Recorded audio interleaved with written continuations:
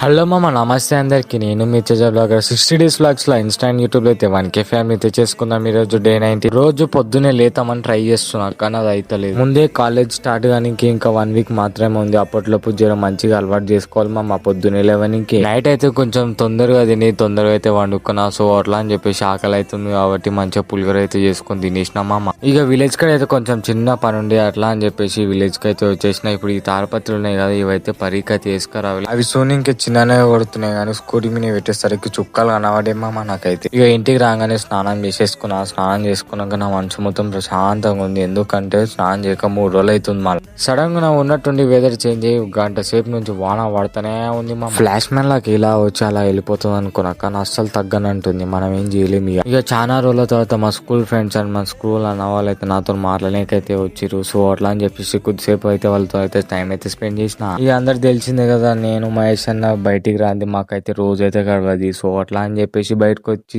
చాయ్ అయితే తాగుతున్నా. ఇక మన వీడియోస్ నీకు నచ్చినట్లయితే ఒక లైక్ వేసుకొని సబ్స్క్రైబ్ అయ్యి ఫాలో కొట్టు మామ. మళ్ళీ నెక్స్ట్ బ్లాగ్ లో అయితే కలుసుకుందాం. ఉంటాం అలా. Bye bye.